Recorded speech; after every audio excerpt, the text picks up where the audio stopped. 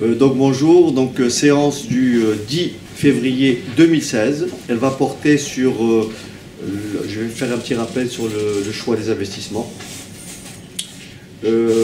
Pour étudier un investissement, d'abord, donc il va falloir, il y a tout un processus. Je vais expliquer rapidement, rappeler rapidement comment on fait pour déterminer les cash flows, ce qu'on appelle les flux nets de trésorerie.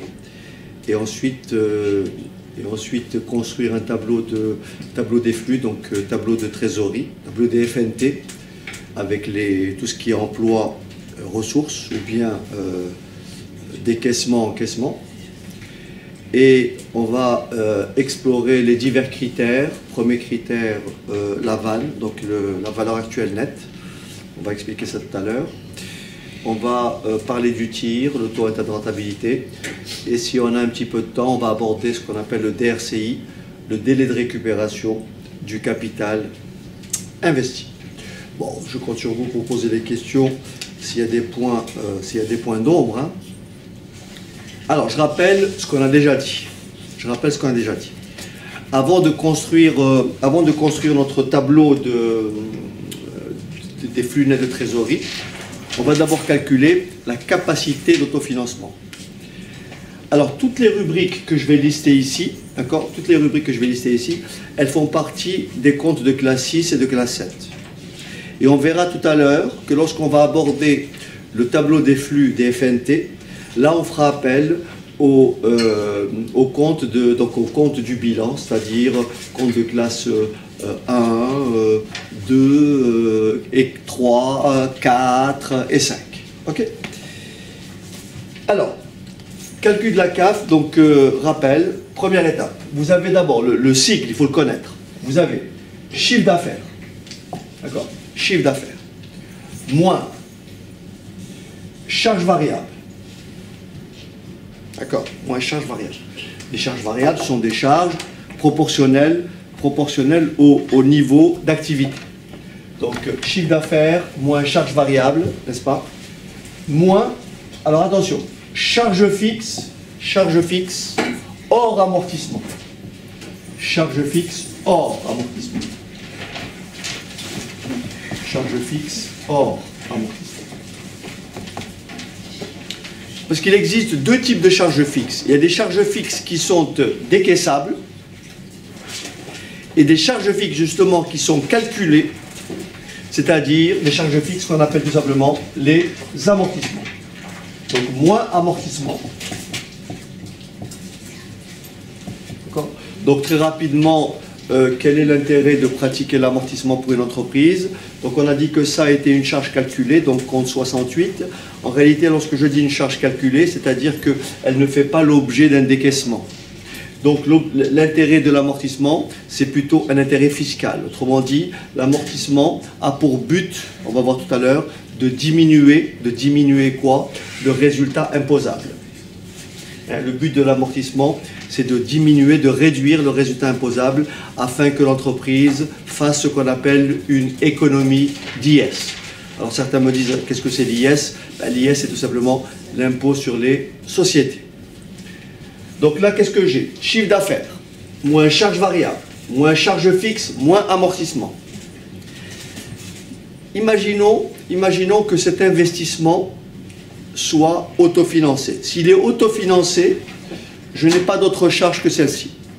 Mais en revanche, si l'investissement est financé par emprunt, donc l'entreprise emprunte, elle va donc avoir un emprunt qu'elle va inscrire. Dans cet emprunt-là, quand une entreprise emprunte, rappelez-vous, dans le cas d'un emprunt individu, vous avez deux rubriques. Vous avez la rubrique amortissement de l'emprunt et vous avez la rubrique intérêt calculé sur le capital restant dû. Et bien sûr, l'entreprise va s'acquitter d'une annuité. Donc l'annuité est égale à quoi? À l'intérêt calculé sur le capital restant dû plus les amortissements. Donc là, je vais bien sûr, la charge d'intérêt compte 661. Il faut bien sûr, si l'entreprise a emprunté, il faut faire moins intérêt. Est-ce que c'est bon? Moins intérêt. Si l'entreprise a emprunté. Si l'entreprise a autofinancé, cette rubrique n'existe pas. Donc tout ça va vous donner quoi? Tout ça va donner quoi? Sympa. Alors tout ça va donner le résultat brut, c'est-à-dire le résultat avant IS, le résultat avant impôt, le résultat brut. Encore une fois, IS, impôt sur les sociétés. Donc résultat avant IS. En supposant que l'entreprise soit taxée à 33% ou à un certain taux, donc on va dire moins quoi? Moins l'IS, qui se calcule comment? Taux d'IS fois le résultat. Est-ce que c'est bon? Ça vous donne quoi? Ça donne le résultat net. Ça donne le résultat net. Alors, vous avez compris que là-dedans, il y a une rubrique qui n'a pas fait l'objet d'un décaissement. C'est quoi? C'est l'amortissement. Autrement dit, cette rubrique-là, elle a servi à quoi? À diminuer cette valeur-là, afin de réaliser une économie ici. Par conséquent, pour calculer la CAF, il faut réintégrer l'amortissement. Donc là, vous faites plus amortissement, et vous obtenez tout simplement la capacité d'autofinancement pour l'investissement en question. D'accord? Donc la première rubrique, c'est ce calcul-là, la CAF. Est-ce qu'il y a des questions là-dessus? Oui. Comment? Alors, imaginons que l'entreprise ait un taux d'imposition de 33,1. Une fois que tu as trouvé le résultat avant IS, tu vas diviser par 3 pour calculer l'IS. Et tu vas faire, ou alors tu multiplies par 2/3 pour trouver le résultat net. Donc l'IS, si l'entreprise a un résultat de, on va faire simple, si l'entreprise a un résultat de 1200 milliers d'euros, d'accord? 1200 milliers d'euros, et que le taux d'IS est de 33,1, donc son IS c'est 1/3 de 120. 1/3 de 120, ça fait combien? 40, ce qui lui fait tout simplement un résultat après IS de 80. Ou alors tu fais directement 120 fois 2/3, ça te donne 80. Tu as compris? Est-ce qu'il y a d'autres questions? Est-ce que tout le monde a compris l'intérêt de l'amortissement? Je vous l'avais détaillé la dernière fois, je vous avais donné un exemple où une entreprise pratique l'amortissement et une autre entreprise ne pratique pas l'amortissement. Je ne l'avais pas dit? Si.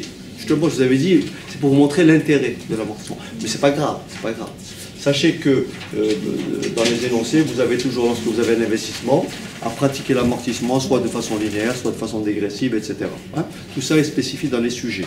Donc la rubrique, il faut avoir à l'esprit, ça, il faut vraiment l'avoir en tête. D'accord?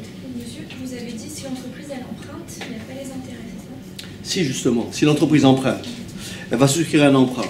Tu vas construire ton tableau d'amortissement d'emprunt. Dans le tableau d'amortissement d'emprunt, vous avez 3 rubriques. Ici, vous avez l'année. D'accord? L'année. Année 1, année 2, année 3. Là, tu as ce qu'on appelle le capital restant dû. Tu me suis ou pas? Capital restant dû. Tu vas calculer l'intérêt. Si l'entreprise a emprunté au taux de 5%, donc elle va calculer l'intérêt sur le capital restant dû. Et ensuite, elle va rembourser l'emprunt. Ça, c'est l'amortissement.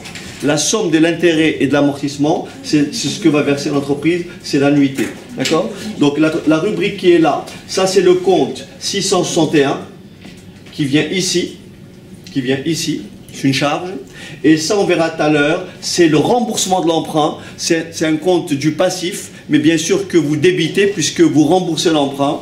Donc ça, c'est le compte 164 qui va être débité parce qu'au départ, vous avez enregistré un emprunt en passant quelle écriture? 512 à 164. 512 compte banque à 164 compte du passif. Est-ce que c'est bon? Et le compte 164, vous allez le débiter au fur et à mesure lorsque vous allez effectivement rembourser votre emprunt. D'accord? Donc dans cette rubrique-là, pour le calcul de la CAF, n'interviennent que les comptes de classe 6 et de classe 7. Ça, c'est un compte de classe 7 et tous les autres sont des comptes de classe 6.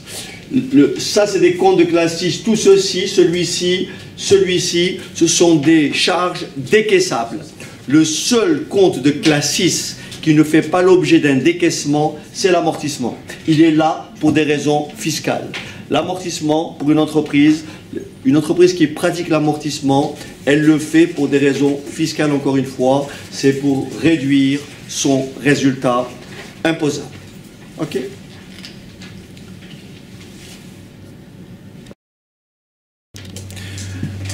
Très bien, donc on va maintenant aborder un deuxième point, c'est la construction du tableau des FNT, du tableau des flux nets de trésorerie.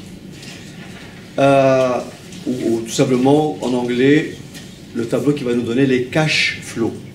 C'est ces valeurs-là qui vont nous permettre de juger de la rentabilité de l'investissement. Savoir si un investissement est rentable, si un investissement peut être envisagé ou pas. Alors d'abord, avant de construire le tableau des FNT, j'aimerais que vous compreniez une rubrique très importante. C'est la notion du BFR, du besoin en fonds de roulement. Alors,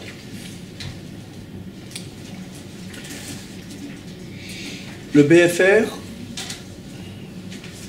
besoin en fonds de roulement, quel est son intérêt? Imaginons qu'une entreprise décide d'investir. D'accord? Elle a forcément, avant d'avoir des clients, elle a des fournisseurs. Elle va produire, elle va vendre une partie de sa production, donc elle va commencer à avoir des clients. Vous avez tous compris, pour que cette activité puisse démarrer, il va bien sûr toujours exister un décalage entre les créances et les dettes. Eh oui, admettons que le client vous paye à 60 jours et que vos fournisseurs, vous ayez obligation de les payer à 30 jours. Entre le moment où vos clients vous payent, vous êtes obligé de sortir de l'argent. Donc il faut trouver ce qu'on appelle un certain montant, une certaine somme à allouer justement, à pallier à ce décalage. Est-ce que c'est bon? C'est ce qu'on appelle le besoin en fonds de roulement. Donc le BFR, son utilité, c'est de pallier au décalage entre les créances, les stocks et les dettes. D'accord? Alors j'avais donné un exemple la dernière fois, rappelez-vous, lorsque j'ai dit la seule activité où effectivement l'entreprise n'a pas de besoin de fonds de roulement. Qu'est-ce qui peut me rappeler ce que c'était comme activité? Oui. Très bien. Vous prenez par exemple une grande surface, d'accord? Elle a des fournisseurs. Les produits, si vous voulez, arrivent dans les rayons. Donc, admettons, prenons une enseigne sans faire de pub, hein, je ne ferai pas de pub, hein, donc prenons n'importe quelle enseigne, donc qui reçoit des conserves, qui reçoit des produits, d'accord? Donc, elle les reçoit, elle a des fournisseurs qu'elle paiera dans 60 jours, mais ces produits-là, qu'est-ce qu'ils vont faire? Ils vont passer directement en caisse. Donc, effectivement, l'entreprise, l'hypermarché, va recevoir de l'argent avant même d'avoir décaissé. Vous avez compris? Donc là, on dira même qu'elle a un BFR, elle a un besoin de fonds de roulement qui est comment? Négatif. C'est-à-dire elle a du surplus de trésorerie. Ok? Donc dans notre cas, voilà comment il s'opère. Lorsqu'on va construire les flux de trésorerie, tout à l'heure, je vais gérer le BFR de deux façons. Prenons un exemple tout simple. Admettons qu'une entreprise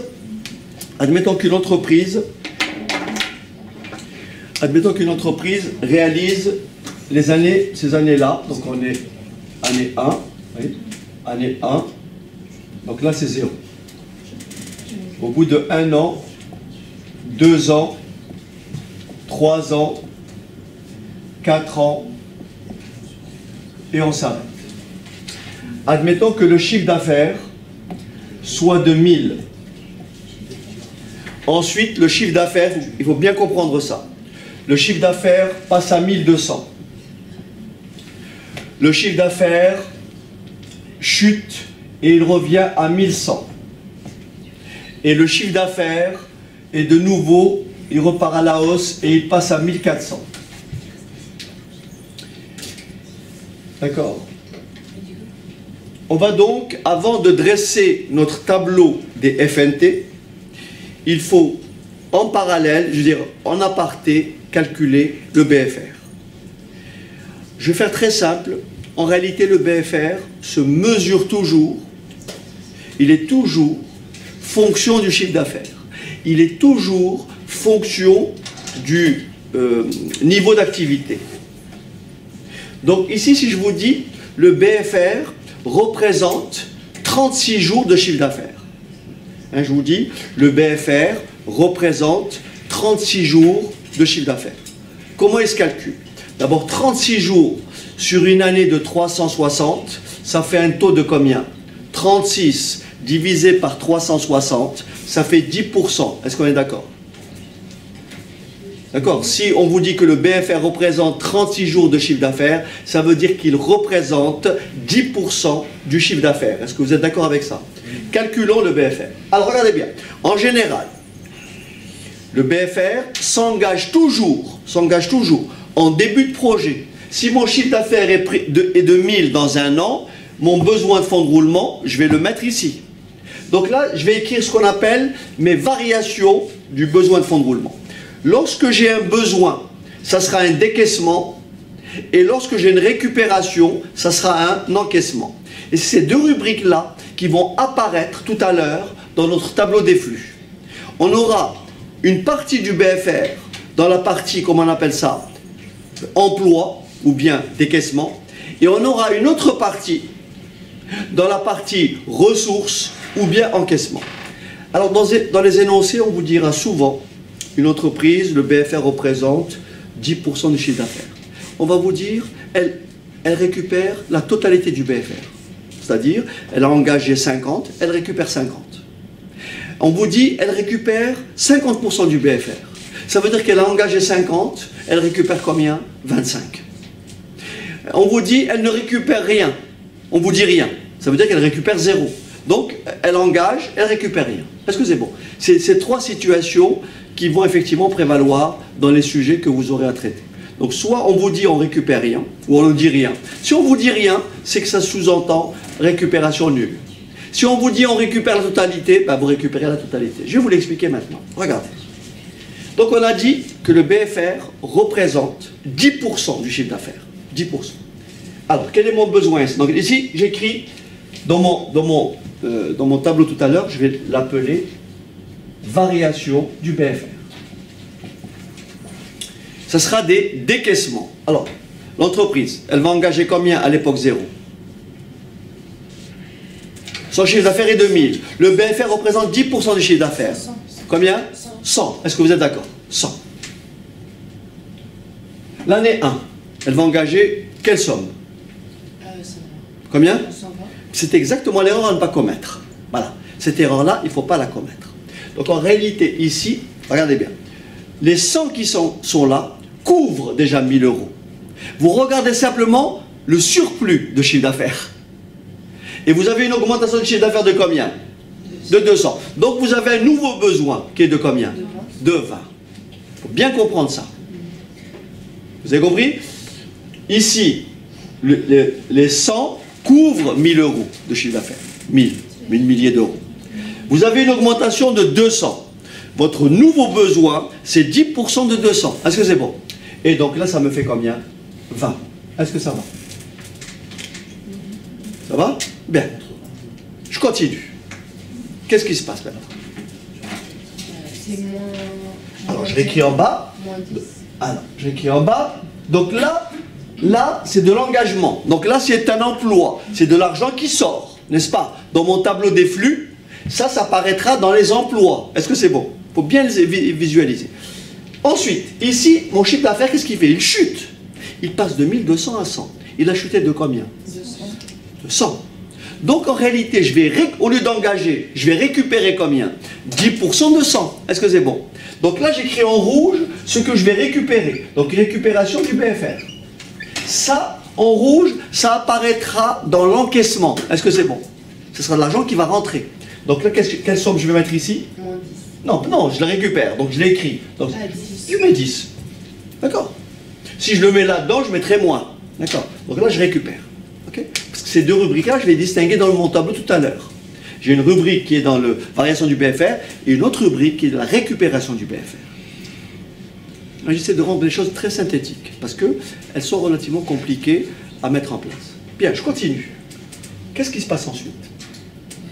je passe de 1100 à 1400. Ça fait combien? J'ai un nouveau besoin. De combien? 30. Est-ce que c'est bon? 30. Est-ce que ça va? Regardez maintenant. Admettons qu'on vous dise, on ne récupère rien. Eh bien, ça reste comme ça. Maintenant, on vous dit, regardez bien, on récupère, vous me suivez ou pas? Ce qui se passe le plus souvent, on récupère la totalité du BFR. Vous m'entendez? On récupère la totalité du BFR. Regardez comment vous faites. Vous dites, je fais la somme de tout ce que j'ai engagé, moins la somme de tout ce que j'ai récupéré. Est-ce que c'est bon? Je répète. Pour trouver ce que vous récupérez à quelle date? À la fin du projet, c'est-à-dire en 4. Vous faites la somme de tout ce que vous avez engagé, moins ce que vous avez récupéré. J'ai engagé combien?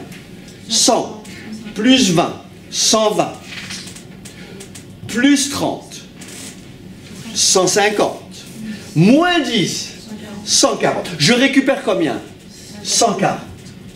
Regardez ce que vous devez avoir comme égalité. Si je fais 10 plus 140, ce que j'ai récupéré en totalité, ça fait combien? 150. Et combien j'ai engagé? 100 plus 20, 120 plus 30. Vous avez compris? C'est quitte. Tout ce que j'ai engagé, je l'ai récupéré. Est-ce que c'est clair? Ce raisonnement-là, il faut bien le tenir. Il n'est pas compliqué. C'est-à-dire, si on récupère la totalité du BFR, il faut que le total des engagements soit égal au total de la récupération. Maintenant, si je vous dis, je ne récupère que 80% du BFR, eh bien, au lieu de faire 140 ici, vous ferez 80% de la valeur. Est-ce que c'est bon? Voilà, c'est tout. C'est clair? Voilà. Donc, dans mon tableau tout à l'heure, je vais distinguer ces deux rubriques. Maintenant, on va construire ensemble le tableau des flux et on va faire après un cas pratique. All right? Allez.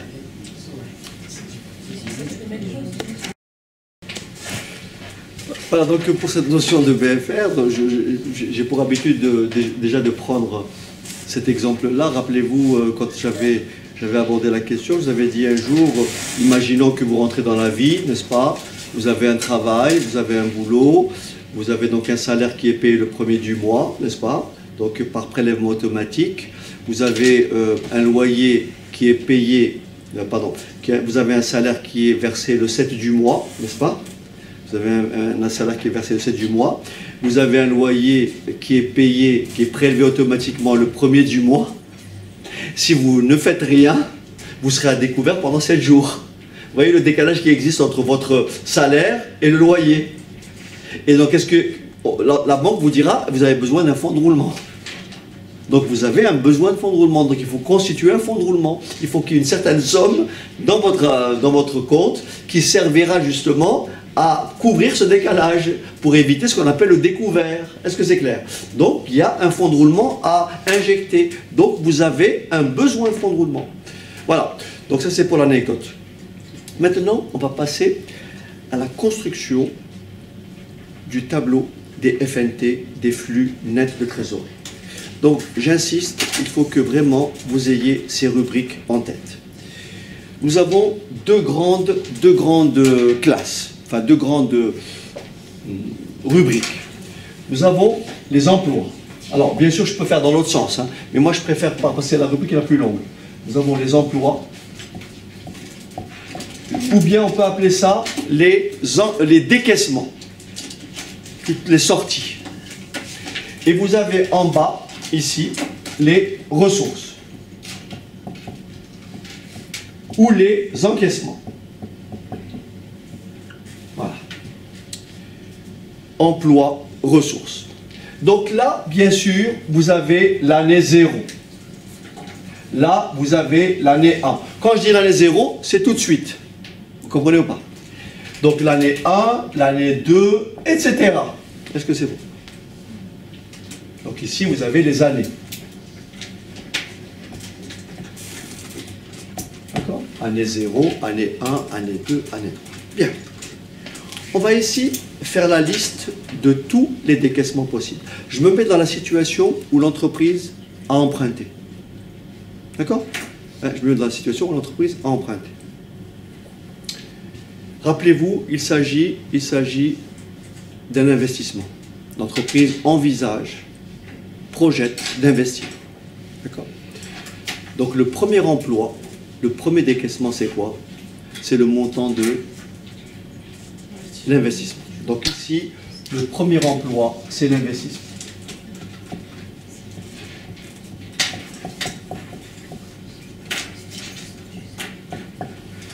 Ensuite, quel est le deuxième emploi? Si l'entreprise a emprunté, comme on l'a dit tout à l'heure, elle va rembourser l'emprunt, amortir son emprunt. C'est-à-dire elle va débiter le 164. Donc ici, si l'entreprise a emprunté, elle va, donc amortissement d'emprunt. Amortissement, est-ce que ça rentre? Amortissement d'emprunt. Donc tous les ans, elle va donc amortir. Vous avez compris que l'investissement, il vient à quelle date? L'investissement, elle investit tout de suite. À l'époque, 0. Et là, je vais l'appeler, par exemple, cette somme, je vais l'appeler grand I. Et là, ça sera le premier amortissement. Premier amortissement, si elle rembourse, par exemple, par amortissement constant. Deuxième amortissement, mais si elle rembourse in fine, par exemple, elle ne remboursera rien la première année, rien la deuxième, tout la dernière. Est-ce que c'est bon? Donc là, c'est le montant des amortissements tous les ans. Ensuite, qu'est-ce qu'il y a comme autre emploi? Ben, ce qu'on avait dit tout à l'heure, c'est quoi? Variation du BFR. Est-ce que c'est bon? Alors, variation du BFR. Et bien sûr, qui va démarrer à quelle date? En 0. Etc. D'accord? Chaque fois qu'elle décaisse, ça se rajoute à l'année. Est-ce que c'est bon? Comme je vous l'ai expliqué tout à l'heure. D'accord?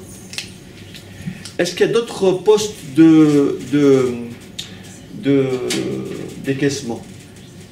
Du coup, il n'y a pas les intérêts sur l'emprunt. Qu'est-ce qu'on a dit tout à l'heure? On a dit que dans le tableau des FNT n'interviennent que les comptes du bilan. Les intérêts comptes de classe 6, ça a été géré en haut pour le calcul de la CAF. Est-ce que c'est bon? Qu'il n'y ait pas de confusion. L'amortissement ici, c'est le compte 164. Est-ce que c'est bon? L'investissement, c'est un compte de classe 2, par exemple. Est-ce que c'est bon? Ok? Ben, c'est la banque. J'ai compris. C'est les comptes du bilan. Est-ce que c'est bon? Voilà. Ça va? Bon. Et bien sûr, après, on fait quoi? Le total. Donc ici, je fais le total des emplois. Année par année. Donc encore une fois, il faut bien avoir ça à l'esprit. Maintenant, je passe aux ressources. En général, dans les examens, vous avez remarqué, on vous donne souvent le tableau à compléter. Mais, à mon sens, il vaut mieux être capable de le structurer soi-même.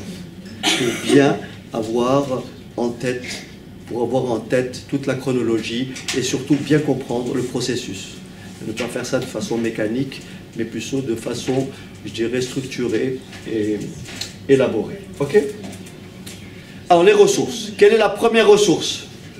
Eh bien voilà, la première ressource, c'est la CAF que j'ai calculée plus haut. Donc, première ressource, CAF. Bien sûr, qui va apparaître la première année, la deuxième année, etc.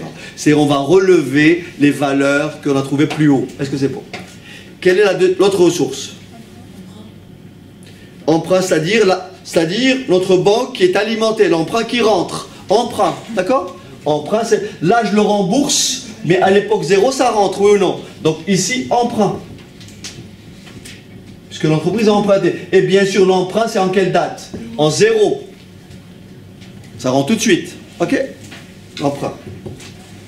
D'accord? Et vous commencez à rembourser dans 1 an. Ensuite. Quoi? Mais avant. Récupération du BFR, on a fait tout ça pour rien. N'oubliez pas, récupération du BFR. Donc ici, récupération du BFR. Alors on le récupère, donc on le met dans la rubrique correspondante. Et en général, on récupère la totalité ou une partie à la fin. Est-ce que c'est bon? Ensuite, tu l'as dit. Ensuite. Valeur résiduelle. Vous savez que le bien, l'investissement, il peut être amorti comptablement. Il peut avoir une VNC égale à 0. Mais est-ce pour autant que sa valeur, est-ce que c'est comment dirais-je, un actif qu'on va mettre au rebut? Non. Il a quand même une valeur de cession. On appelle ça sa valeur résiduelle, qui correspond donc à un cash flow, à de l'argent qu'on peut encaisser à la fin, ici. Donc ici, on a dit quoi? Valeur résiduelle. Valeur résiduelle. Que l'on encaisse bien sûr en fin de projet. Et bien sûr, on trace un trait et on fait quoi? Le total des ressources, le total des encaissements. Est-ce que c'est bon? Nous avons le total des emplois. Nous avons le total des ressources. Il ne nous reste plus qu'à faire l'opération très simple. Ressources moins emploi. Ressources moins emploi. Ressources moins emploi. Et on va trouver ainsi les FNT. Donc ici j'écris plus bas. Alors je ne sais pas si j'ai de la place. Je crains que... Bon, je vais essayer. Alors ici, donc, je vais écrire total un peu plus haut. Voilà. Donc je vais écrire ici total. Ici total. Total. Et donc plus bas, je fais FNT. FNT ou cash flow, flux net de trésorerie. Et je fais cette rubrique moins cette rubrique. Total, cette rubrique, total ressources, moins total emploi. Total encaissement, moins total décaissement. Et vous obtenez ainsi les FNT. Je vous propose un exemple numérique. Vous avez le poly. On va essayer de le décomposer, décortiquer ensemble.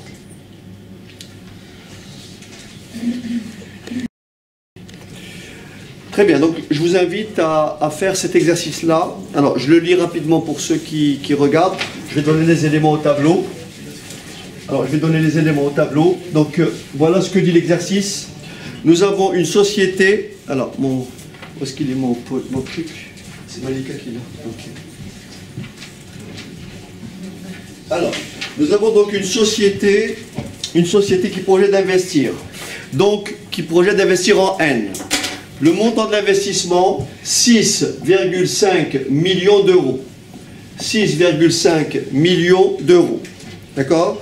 Dans un nouvel équipement, dans la durée de vie, d'accord? Dans la durée de vie est de 5 ans. Donc l'investissement il porte sur 5 ans. Cet équipement, pour des raisons, cet équipement est amortissable selon le mode linéaire. Sa valeur résiduelle au bout de 5 ans, elle est nulle. Amortissement linéaire. Amortissement linéaire sur 5 ans. Donc durée 5 ans. Durée 5 années. Montant d'investissement 6,5 millions d'euros. Voilà les prévisions. Les prévisions sont les suivantes. Le chiffre d'affaires. Le chiffre d'affaires en N plus 1. Le chiffre d'affaires en N plus 1 est de 6 millions d'euros. Le chiffre d'affaires en N plus 1 est de 6 millions d'euros. En N plus 2, alors en N plus 1 et N plus 2, il est de 6 millions d'euros. Puis il va progresser de 5%, donc une progression de 5% pour les 3 années suivantes. Donc augmentation de 5% pour les 3 années qui viennent. Est-ce que c'est bon? Les charges variables représentent 45%, bien entendu, du chiffre d'affaires. Les charges variables représentent 45% du chiffre d'affaires. Le BFR, le besoin en fonds de roulement, représente 36 jours du chiffre d'affaires. Merci. 36 jours du chiffre d'affaires. Alors j'ai oublié une rubrique bien sûr. Donc ici nous avons les charges variables représentent 45% du chiffre d'affaires. Et nous avons, attention, nous avons des charges fixes décaissables, alors charges fixes décaissables, qui sont de 500 milliers d'euros, qui sont de 500 milliers d'euros pendant 2 ans, qui sont de 500 milliers d'euros pendant 2 ans, et bien sûr qui passent à combien? 750 milliers d'euros les 3 années restantes. Donc 500, 500, 750, 750, 750. Donc le BFR représente 36 jours de chiffre d'affaires. Regardez ce qu'on vous dit. Récupération du besoin en fonds de roulement en fin de projet. Et on récupère combien? 75% du BFR. Donc récupération 75% du BFR. Donc on a une décote, donc une décote de combien? 25%. On récupère que 75% du BFR. C'est quoi une décote? Mais quand quelque chose, 100% c'est quand tu récupères tout. Une décote c'est une diminution. Si tu ne récupères que 75%, ça a été amputé de 25%. Alors bien sûr on va arrondir les calculs à l'euro près, au millier d'euros près, hein, pour éviter les virgules. Alors bien sûr nous avons un taux d'IS. Nous avons un taux d'IS de 33 1 tiers. 33 1 tiers %. D'accord? Le taux d'IS est de 33 1 tiers. Alors on nous demande, regardez bien, moi je vais structurer mon sujet comme ça. Étape numéro 1, calculer la CAF. Vous me suivez ou pas? Étape numéro 1, calculer la CAF. Étape numéro 2, trouver ce qu'on appelle tout ce qui est variation du BFR avec sa récupération. Étape numéro 2. Étape numéro 3, construire le tableau des FNT. D'accord? Étape numéro 4, répondre à la première question. Calculer la valeur actuelle nette, c'est-à-dire calculer la vanne avec un taux d'actualisation de combien? Taux d'actualisation de 12%. Donc le taux d'actualisation T est de 12%. Ensuite, on me demande de calculer le tir. Et je vous propose de calculer aussi ce qu'on appelle le DRCI, le délai de récupération du capital investi.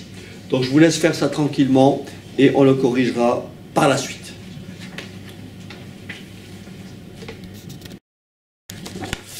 Très bien, donc on va préparer notre tableau. J'essaierai de faire ça sous Excel après. Alors première étape, on va calculer donc d'abord, on va commencer par la CAF. Alors donc la CAF, on va dire, donc on va commencer l'année 1, 2, 3, 4 et 5. Hein, ça c'est la CAF. On me dit le chiffre d'affaires la première année, 6 millions. Donc là j'ai quoi? Chiffre d'affaires, vous me suivez ou pas? Donc là j'ai 6 millions, donc ça fait 6 000. Là je raisonne en milliers d'euros. Hein. Donc 6 000. La deuxième année, 6 000. Ensuite on vous dit, le chiffre d'affaires augmente de combien? 5%. Vous avez compris que le coefficient multiplicateur c'est combien? C'est 1,05. Combien ça fait SAMU? 6 000 fois 1,05. Le chiffre d'affaires l'année 3, c'est combien? Non, 6300. 6300. Vous voulez bien juste faire l'opération? Je ne vous demande pas de le faire de tête. Si vous voulez juste me taper sur la machine. Donc 6000 fois 1,05. Après, vous me faites 6300 fois 1,05. 6615. 6600 6615. 6000, merci. 6615. Ensuite, Michel, fois 1,05. 6946. 6940. Ok? 40 46. 46. 6946. Donc voilà les chiffres d'affaires les 5 premières années. Ensuite, les charges variables représentent 45% du chiffre d'affaires. Donc, charges variables. 45% de 6 000. 2700. 2700. Après Michel. Encore 2700. Pardon, oui, c'est vrai. 2700. Ensuite. 2835. 2835. Ensuite. 2978. 2977. 77. Ensuite. 3126. 3126. Très bien. Ensuite, les charges fixes, bien sûr, décaissables. Alors, première année, 500 milliers d'euros. 500. 500. Et bien sûr, elle passe à 750. 750. Et 750. Ensuite, les amortissements. Donc là, l'entreprise autofinance. Il n'y a pas d'emprunt. Donc, il n'y a pas d'échange d'intérêt. Donc, les dotations aux amortissements. Amortissement, on a dit que le bien était amorti en linéaire sur 5 ans. Le montant d'investissement, 6 500, puisque c'est 6,5 millions d'euros. Donc 6 500, Michel, divisé par 5, ça fait combien? 1300. Donc une dotation annuelle de 1300. 1300.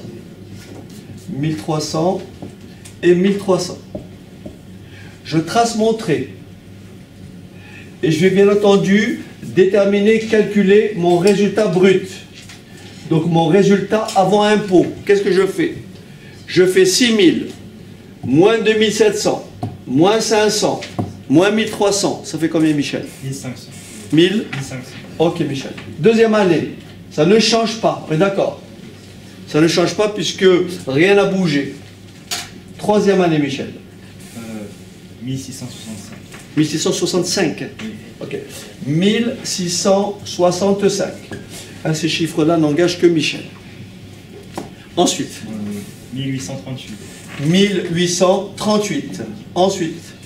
2010. 2010. Voilà. Donc ça, c'est mon résultat brut. Je vais maintenant calculer quoi? L'IS. IS, c'est un tiers de 1500.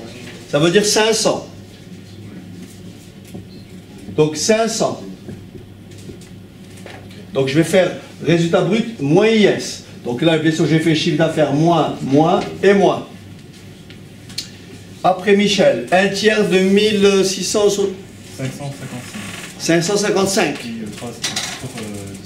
555. Ensuite, un tiers de ça. 613. 613. Ensuite, un tiers de ça. 670. 670. Je trace mon trait. Et je fais donc résultat net. Donc résultat après IS. Ça fait 100. Donc pardon, 1000. 1000. Michel, combien après? 1110. 1110. Oui. Ensuite. 1225. 1225. Ensuite. Pardon. 1000. Combien, Michel? Monsieur, il s'est trompé la troisième année. C'est le résultat, c'est 1 415. Celui-là? Oui. Ça, moins ça, moins ça, moins ça. Oui. Vous voulez que quelqu'un peut vérifier? On l'a vérifié plusieurs fois. Donc apparemment, Michel aurait fait une erreur. Ça lui arrive rarement, mais bon, c'est tombé aujourd'hui. Je vais regarder pour les autres. Merci, Alicia. Vous voulez juste vérifier? 1415. 1000? Troisième année, 1 415. 1415 ici. 415, ouais. Et la suite? C'est-à-dire tout est faux en fait après. Parce que Ah, c'est sympa, Michel. Et le reste est bon? Enfin, tout le reste, tout ça c'est bon? Non. Le Oui. résultat, c'est 1 500. Non, mais je veux dire, j'ai compris. Oui, oui. Non, mais toutes ces valeurs-là, elles sont bonnes? Donc, ici, c'est combien? 1 415. Raisonnons milliers. 1400, 1415, Voilà. 1588, 1500. 88, Oh là là, Michel, qu'est-ce que tu as fait là? 1588. Après? 1000 combien? je calcule. Moins 750, 1770. 1820. 1800. Ah non, c'est 46 euros, c'est Ah. 96. Bon. Non, c'est 1770. Ouais. 1700. 70. J'ai pas la taille, hein. Ok. Donc par sécurité, je vais quand même essayer de vérifier tous ces résultats-là.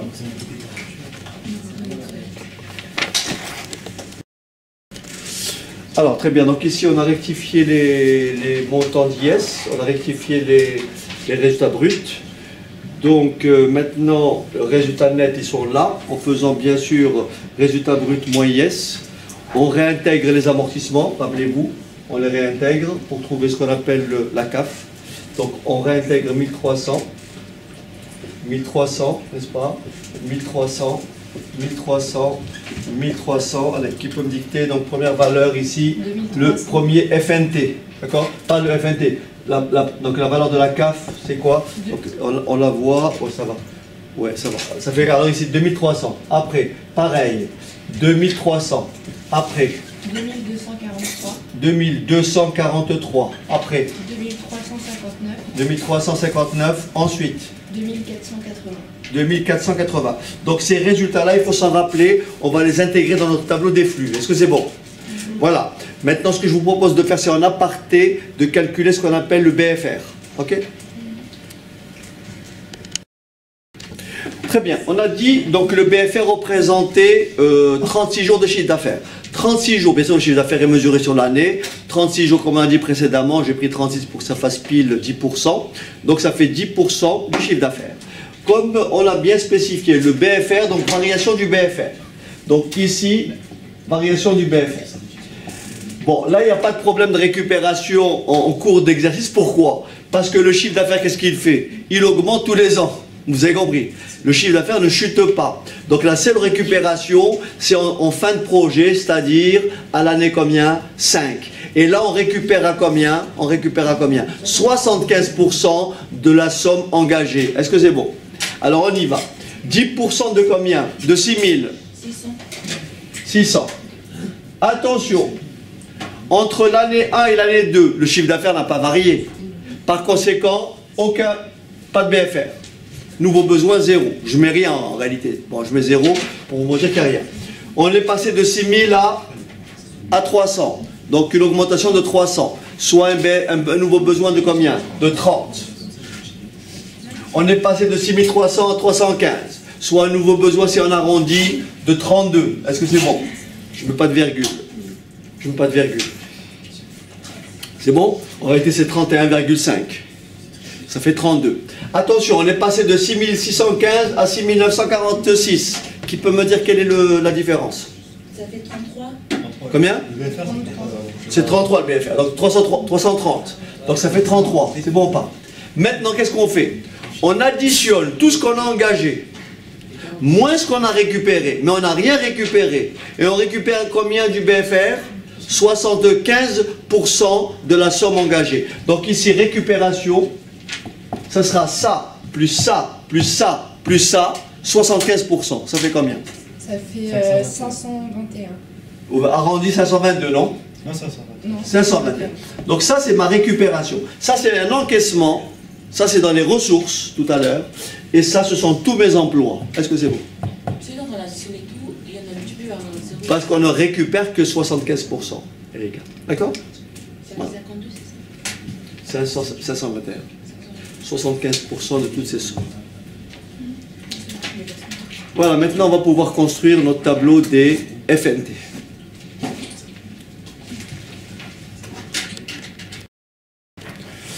Alors très bien, donc ici nous avons notre tableau des flux, les deux rubriques, donc emploi, ressources, décaissement, encaissement. Donc je commence à l'année 0. Donc le premier poste, c'est l'investissement. Est-ce qu'on est d'accord? Donc là nous avons un investissement. Investissement de combien? 6500 en 0. D'accord. C'est le seul poste. Nous avons ensuite, est-ce qu'on n'a pas emprunté, donc il n'y a pas de remboursement d'emprunt. Nous avons ce qu'on appelle la variation du BFR. Est-ce que c'est bon? Variation du BFR. Qui est de combien? C'est parti. 600. Après, 0. Rappelez. Après, 30. 32 et 33. Est-ce que c'est bon? Est-ce que j'ai une autre brique pour la partie emploi? Vous avez compris? À la limite, vous voyez, j'aurais pu vraiment simplifier ce tableau. Mais je le fais comme ça délibérément parce que j'aurais pu faire un tableau directement. C'est-à-dire sans passer par la CAF, j'aurais pu faire calculer la CAF directement, etc. Mais je préfère faire les choses comme ça. Donc je vais remonter un peu le poste ressources. Et donc là, je vais écrire ressources pour laisser un peu de place vers le bas. Alors, quelle est la première ressource? Très bien. Première ressource, c'est la CAF. Donc ici, CAF. Alors ça me fait combien? On a dit 2300 Attention, année 1. On est d'accord? 2300. Ensuite, 2300. encore 2300, c'est vrai que les deux premières années sont identiques. Après, 2243. 2243. 2359. 2359. Ensuite, 2480. 1359, hein, Oui. ça? Et puis, 2480. 2480. Voilà. Ensuite, autre poste. Il n'y a pas d'emprunt. Il n'y a pas d'emprunt, on n'a pas reçu d'argent, donc est-ce qu'il y a une valeur résiduelle? On a dit qu'elle était comment? Zéro. Nulle. C'est bon ou pas? Donc valeur résiduelle nulle. Emprunt, il n'y en a pas. D'accord? C'est pour ça que ce tableau-là est très simple, on aurait pu le faire d'un coup, n'est-ce pas? On aurait pu le faire d'un coup. Mais je préfère cette structure-là, comme ça vous avez une vue globale. Et qu'est-ce qui nous manque comme rubrique? Récupération du BFR. Et on récupère combien? 521. Voilà. Mais on avait fait le calcul, on retrouve 521. 521. Récupération. Est-ce que c'est bon? Ce que j'ai omis de faire ici, c'est les totaux. Vous avez compris? Les totaux ici. Mais comme il y a un seul total, donc c'est rapide. D'accord? Vous avez compris? J'aurais pu faire les totaux emploi. Là, c'est pareil. Je ne vais pas m'amuser à faire les totaux. Je fais directement quoi? Les rubriques emploi, moins toutes les rubriques ressources. Est-ce que c'est bon? Mais quand il y a plusieurs rubriques, il vaut mieux faire les totaux, les calculs intermédiaires. Donc là, je vais faire le calcul et je vais trouver ce qu'on appelle mes FNT. Alors, FNT, cash flow. Mes cash flow. Cash flow. Alors, on y va. Donc ça fait moins combien? Puisque je fais ressources moins emploi. Donc ça fait moins 6600. Est-ce que c'est bon? Mon premier cash flow à l'époque 0 est de moins 6600. Après, 2300. C'est 7100. C'est bien. Excellent. Très bien. Moins 7100. Merci. Moins 7100. 2300. Est-ce que c'est bon? Ensuite, 2270. Oui ou non? Ressources moins emploi. Vous comprenez ou pas? Ressources moins emploi. 2270. Oui ou non? Après. 2211. Ensuite. 2326. 2326. Attention, cette fois-ci, je n'ai pas de... J'ai ça plus ça, et ça fait donc... 3001. Combien donc? 3001. Merci. Voilà. Ceux-ci sont mes cash flows. Premier flux, deuxième, troisième, etc. Est-ce que c'est bon? Maintenant, je vais pouvoir utiliser mon critère, savoir est-ce qu'à 12%, l'investissement est comment? Rentable. Je vais donc calculer la valeur actuelle nette. Je vais donc calculer la valeur actuelle nette de cet investissement. Donc, VAN égale, c'est parti. VAN égale moins 7100 plus 2300 que multiplie 1,12 exposant moins 1. C'est pas moins investissement? C'est l'investissement, monsieur. Ben oui, moins 7000, oui. Mais l'investissement, c'est 6,5 millions. Bah oui, c'est 6 500 000. Bien. Là, qu'est-ce que tu vois là? C'est quoi ça? C'est l'investissement. Ah, ben voilà. Voilà. Les postes à l'époque 0, c'est l'investissement et c'est le BFR. Tout est là-dedans. Attention. L'investissement, c'est pas... Jusqu'à maintenant, je vous dis dans l'énoncé l'investissement parce que j'intègre pas le BFR, etc. Donc vous mettez tous vos emplois, d'accord? Tous vos emplois, vous faites pour trouver le FNT, vous faites ressources moins emploi. Et là, vous avez tous vos cash flows. Donc dedans, il y a l'investissement. Dans les moins 7500, moins 7100. Vous avez les 6500 investis. Voilà, c'est tout. Pourquoi on pourrait avoir un comité pour Mais on a dit que ça, c'est un décaissement. Voilà. C'est de l'argent que tu es obligé de sortir. Tout ce qui est décaissement, c'est en moins, et tout ce qui est encaissement, c'est tes flux. Qu'est-ce qui te reste? En début zéro, tu pars avec du négatif. Tu es obligé de mettre combien? 7100 en départ. Et tu commenceras à encaisser qu'après. Tu comprends pas? Et dans les 7100, il y a ton investissement et il y a ton besoin de fonds de roulement. Tu as compris, Laura? C'est bon?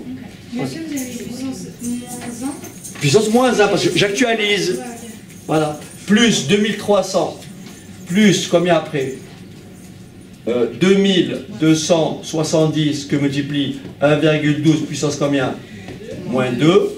Plus 2211 que multiplie 1,12 puissance moins 3.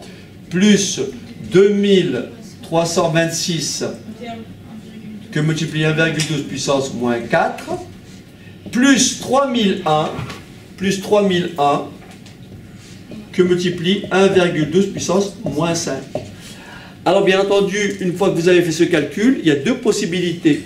Ou le résultat est positif, ou le résultat est négatif. Si le résultat est positif, c'est que le projet aura une rentabilité supérieure à combien? À 12%. Autrement dit, il est rentable. Si la vanne est négative, le projet n'est pas rentable. Donc j'attends votre réponse pour me dire combien ça fait. Monsieur, est-ce que vous pouvez juste réexpliquer pour l'investissement pourquoi vous avez mis moins 7100? Ok les enfants, qu'on soit d'accord. Il faut vraiment comprendre ceci. L'objectif, pour étudier la rentabilité de l'investissement, l'objectif, la première étape, c'est de trouver les cash flows. C'est de trouver les FNT. Les FNT, il faut le trouver à l'aide de ce tableau-là, en faisant ressources moins emploi. Si tu fais ressources moins emploi, à l'époque zéro, tu n'as aucune ressource.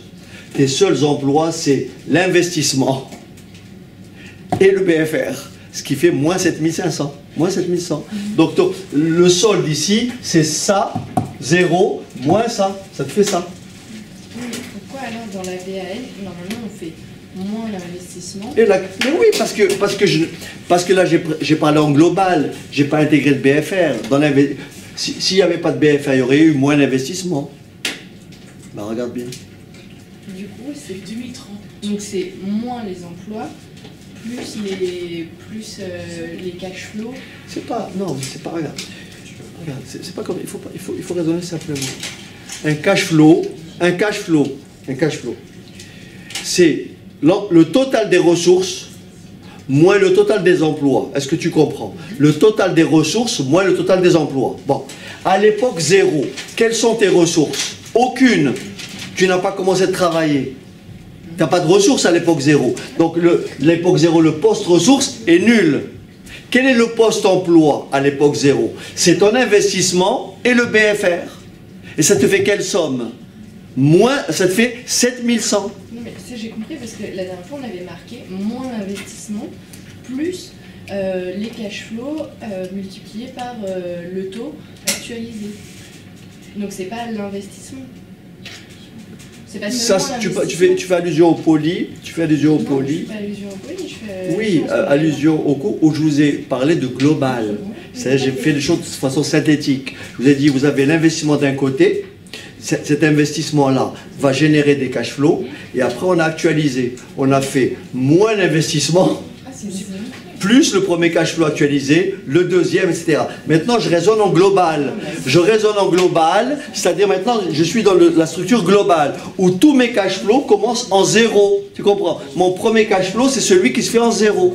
Avant, je te dis, mon premier cash flow se fait en 1. Parce qu'à l'époque zéro, c'est simplement l'investissement. Est-ce que tu comprends?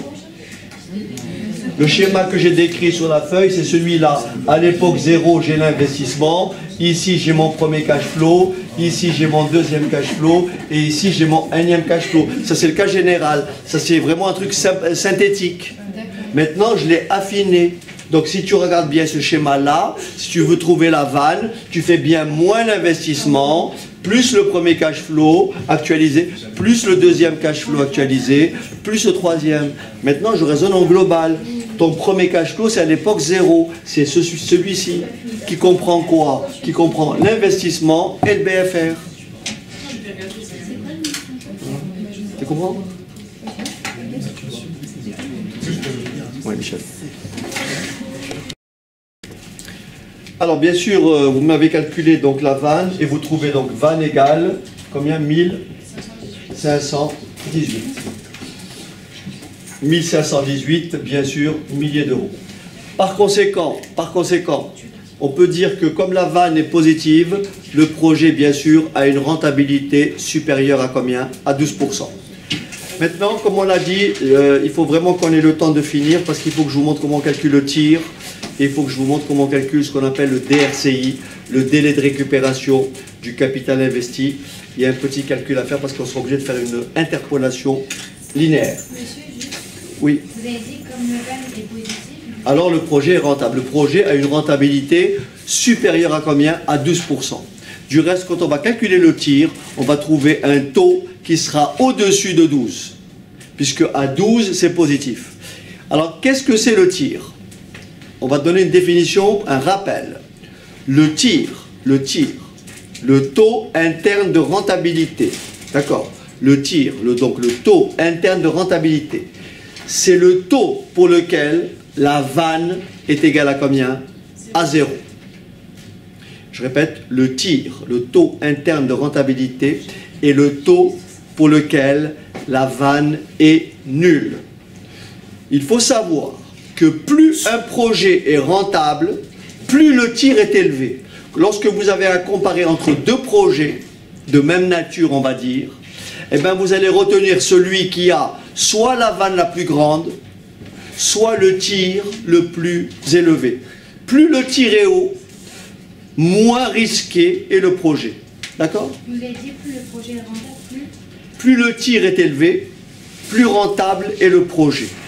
Donc un projet avec un tir élevé est un projet peu risqué. Ok? Alors comment on calcule le tir? Il faut savoir que le tir de nos jours, on ne le fait qu'à l'aide d'une calculatrice, à l'aide de la fonction solver. Mais pour ça, il faut poser notre équation. Donc notre équation, elle va être comment? Voilà comment on va l'écrire.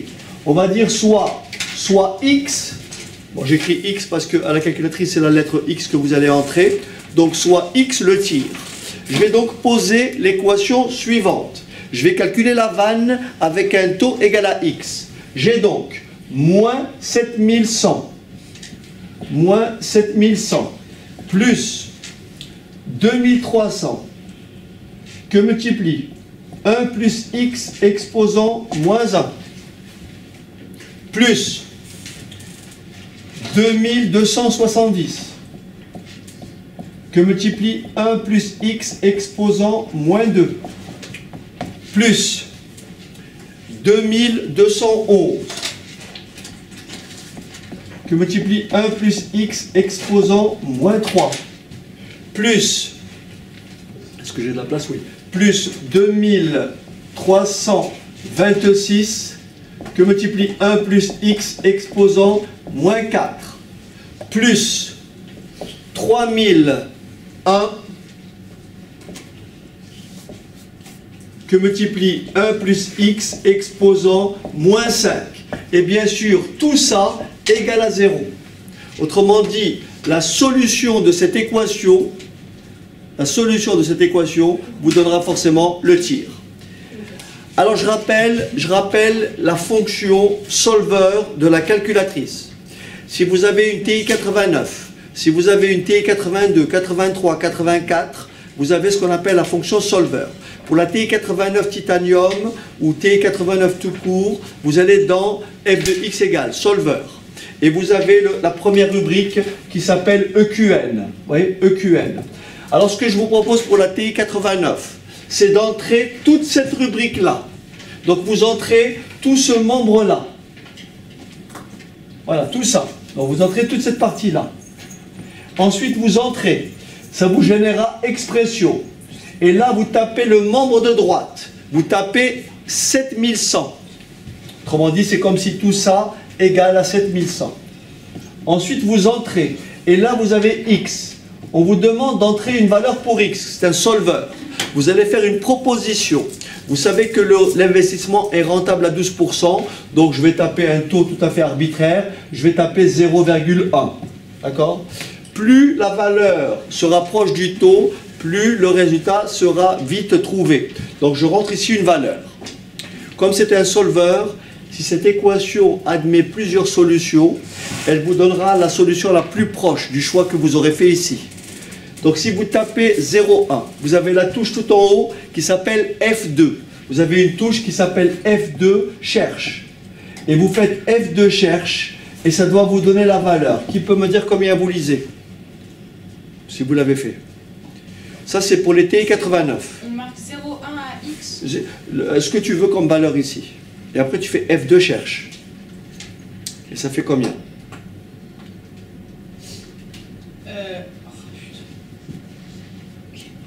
Ok. 0,2. Oui, ça t'a trop arrondi. Tu devais trouver du... X, on met la point d'interrogation? Non, tu mets une valeur, n'importe laquelle. Tu mets une valeur. Il m'a mis gauche moins droite moins... Non, ne mets pas ça. Je t'ai jamais dit d'aller là. Une fois que tu as X, tu fais F2 cherche. Ouais, ça fait 0,2. Parce que ça arrondit, c'est peut-être 19, c'est peut-être que tu en fixes. Regarde ton mode, pas dans mode, mets-toi en fixe, mets-toi en flottant. Mode, Je suis en flottant. tu es en flottant? Retourne alors après ton équation. Qu'est-ce qu'il y a pour la T, Samuel, T83? Vous faites, tu l'as fait, Axel? Tu rentres, tu tapes, tu fais maths, et puis tu cherches, tu descends jusqu'à 9. Solver, tu descends. Bah moi, il me demande des bornes. Non, mais vous ne regardez pas là. Une fois que tu as X, tu cherches. Tu fais F de cherche. Ok, je vais vous montrer. Donc après calcul, vous devez trouver donc un tir X, donc le taux X égale à 0,200, soit un tir égal à 20%. Ça veut dire que pour 20%, vous aurez une vanne égale à combien? 0. Autrement dit, le projet sera rentable pour tout taux inférieur à 20%. Au-delà de 20%, le projet va dégager quoi? Une vanne comment? Négative. Maintenant, je vous propose de calculer le DRCI. Alors là, il faut faire vraiment très attention. Je vais effacer tout ça. C'est bon, je peux effacer. Alors, on y va. C'est le délai... DRCI. Alors, le délai de récupération du capital investi. Le délai de récupération du capital investi. Alors je vous propose de le faire comme ça. Je vais essayer de structurer la chose. Regardez ici. Je vais engager ici. Je vais faire ici, j'ai mes années. J'ai mes cash flow, FNT. FNT. Alors, je commence. 0, n'est-ce pas? FNT, 0, 1, 2, 3, 4 et 5. Là, il faut bien suivre 4 et 5. Je vais calculer le DRCI. Vous voulez bien me rappeler les FNT, donc là j'ai moins 7100. Est-ce que c'est bon? Vous voulez bien me rappeler la suite? Après. 2300. 2300. Ensuite. 2270. Alors, 2270. Ensuite. 2211. 2211. 2326. 2000. 326. Ça a augmenté? Ça a diminué là? Non. 2311. 2200. Ok, c'est bien. Et là, 2270. Après? 2326. 2326. Ok, 2326. Et enfin 3001. Ouais. Ok. Là, regardez ce que je vais faire. Pour éviter de me tromper, je vais calculer les FNT actualisés. Je vais calculer ici, dans la rubrique plus bas, les FNT actualisés. Bien sûr, je vais le faire au taux de 12%. Alors, je compte sur vous pour me donner les réponses. FNT actualisé. Donc, ici, on ramène tout à l'époque 0. Donc là, ça me fait moins 7100. Est-ce que quelqu'un peut me dire, à la calculatrice, combien ça fait 2300, n'est-ce pas, que multiplie 1,12 puissance moins 1. 2300 que j'actualise. 2300 que multiplie 1,12 puissance moins 1. Ça fait combien? 2054. Combien? 2054. 2054. Virgule combien, Samuel? 2053,57. Ok, 2054. Après Samuel, si tu veux faire 2270, que multiplie 1,12 puissance moins 2. Autrement dit, on les actualise un à un. Est-ce que c'est bon? Ça c'est moins 2, moins 3, moins 4, moins 5. Est-ce que c'est bon? Combien ça fait pour celui-là, Samuel? 1810. 1810. Ensuite, après, pour celui-là, puissance moins 3. 1,12 puissance moins 3. 1574. 1574. Ensuite, puissance moins 4 pour celui-là. 1478. 1478. Et enfin, pour celui-là, donc puissance moins 5. 1703. 1703. Maintenant, avant de faire le calcul, je vous explique ce que veut dire le délai de récupération du capital investi.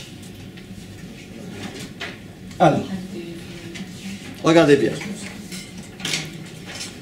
Maintenant, là, je vais faire le cumul, n'est-ce pas?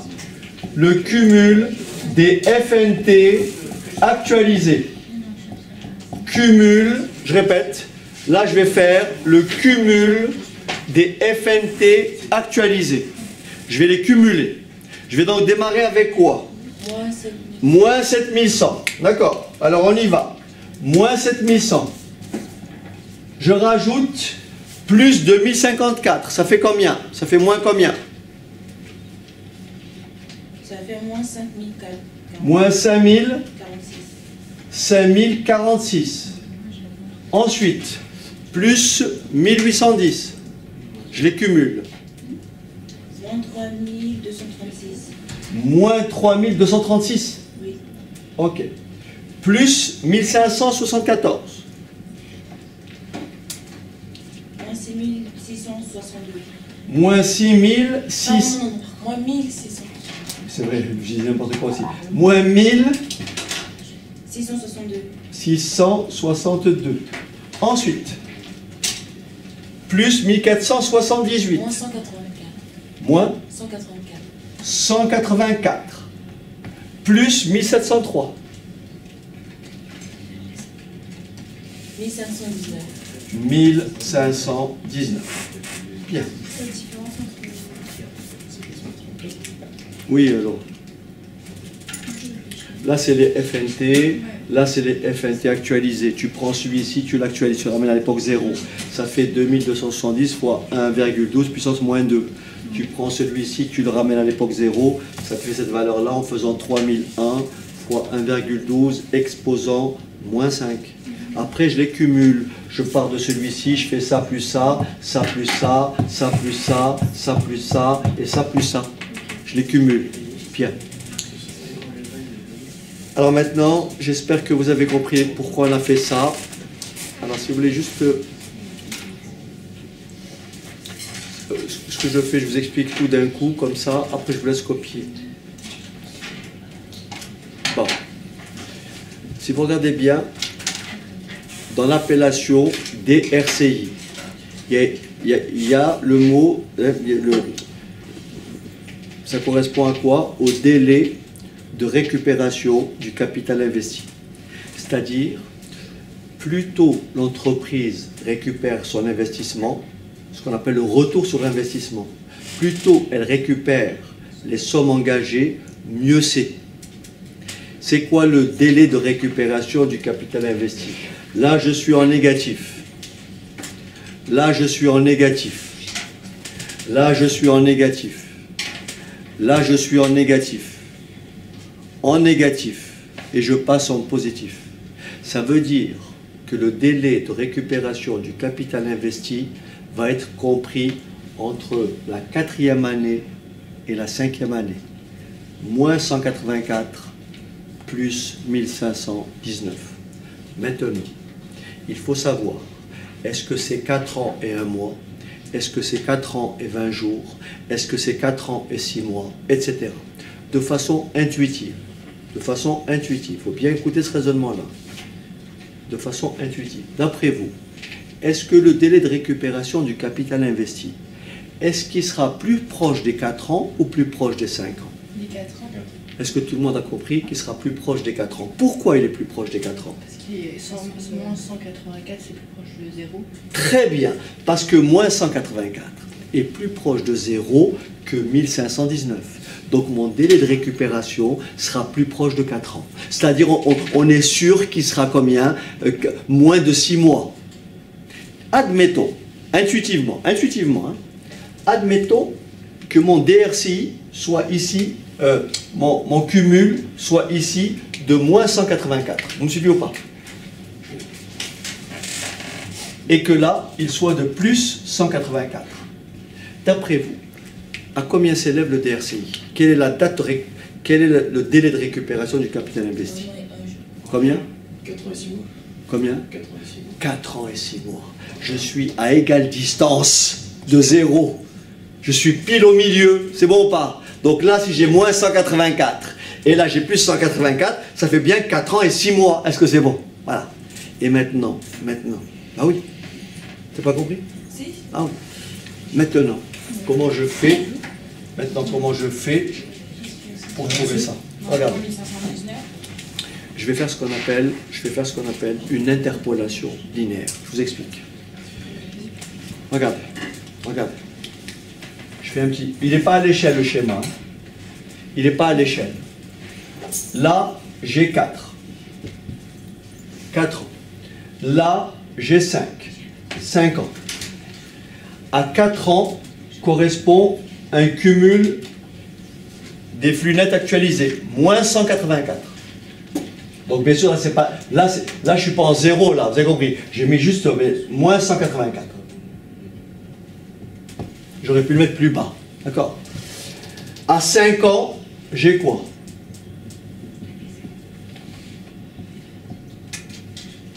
J'ai 1519. Donc là, je suis à 5 ans. Je trace ce segment de droite. Mon DRCI que je vais l'appeler à l'instant T, le DRCI. Je l'appelle T. Quelque part ici, j'ai T. Mais qui se place à quelle valeur pour le cumul? À combien? À 0, oui ou non? Ben oui. Et donc là, vous avez votre taux qui se lit où? Il se lit ici.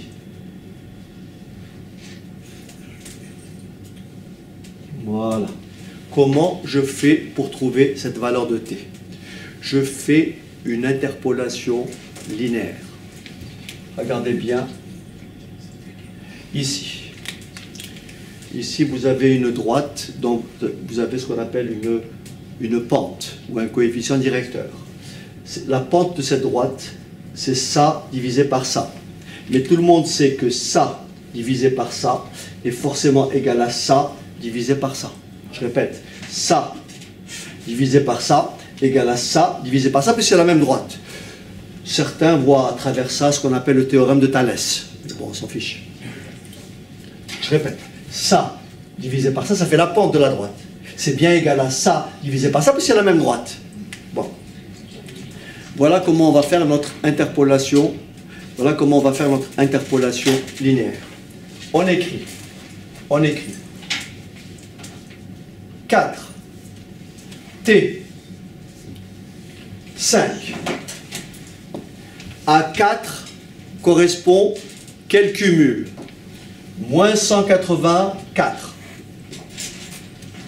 À T correspond quel cumul? 0.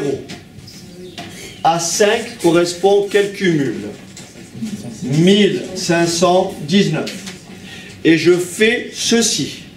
Je fais T moins 4, cet écart-là, sur 5 moins 4 est tout simplement égal aux valeurs correspondantes de FNT cumulé. Ça veut donc quoi? à t correspond quelle valeur? 0. À 4 correspond quelle valeur? Moins 184. C'est moins la valeur de 4. À 5 correspond quelle valeur? Moins. Voilà. Je fais mon calcul. Est-ce que j'ai de la place? Je vais le faire. De toute façon, ça, le tableau, vous en avez. Je peux l'effacer le tableau. Hein. Le tableau, je peux l'effacer. Ok?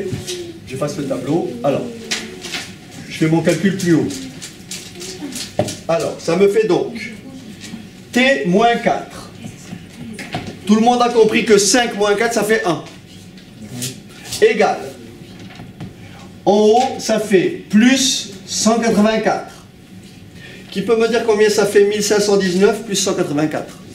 1519 plus 1703.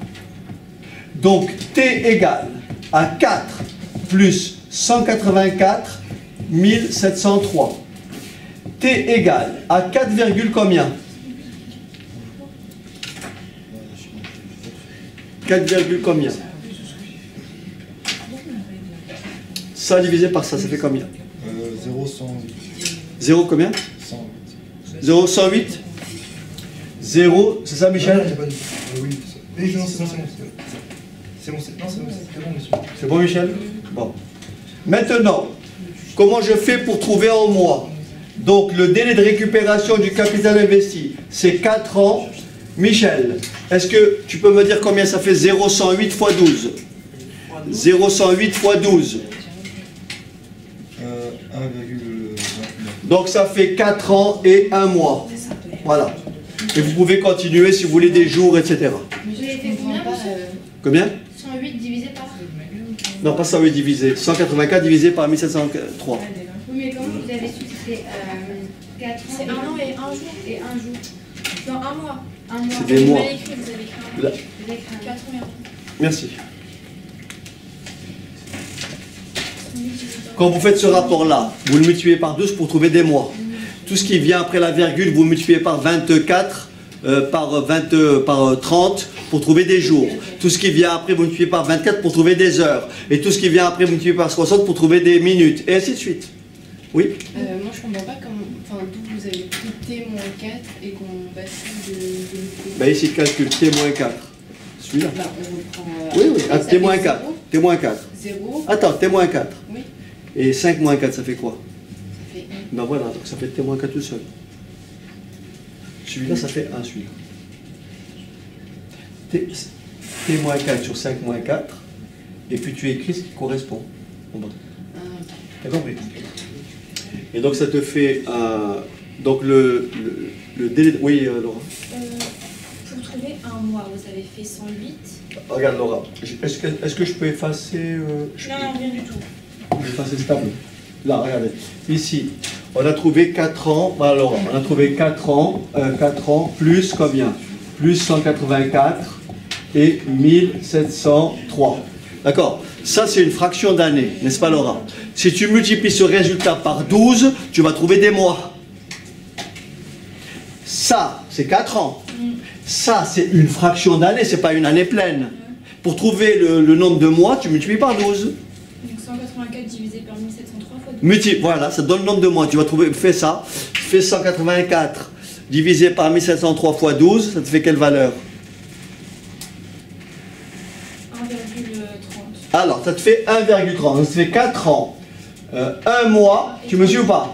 1,30. Maintenant, tu fais tout ce qui tu fais moins 1. Ça te fait combien là? 0. Voilà. Multiplié par 30, Laura. Multiplié par 30. Résultat, ça te fait combien? 30, 8, Ça te fait 8, c'est ça? 8,88. Eh bien, ça te fait 4 mois, 4 ans, 1 mois et 8 jours. Et tu peux continuer comme ça. Si tu veux la précision. Vous avez compris? Continue comme ça. Ok, donc ça, c'est le calcul du DRCI. Voilà, donc cette séance est maintenant terminée. Donc, encore une fois, ça a Ça a été plus ou moins houleux, mais bon, vous avez eu des questions, c'est bien. Et donc on affinera, bien sûr, au prochain cours, hein, pour ceux qui ont effectivement raté tel ou tel aspect de la question. Voilà, je vous dis donc à très bientôt et tenez bon. Merci.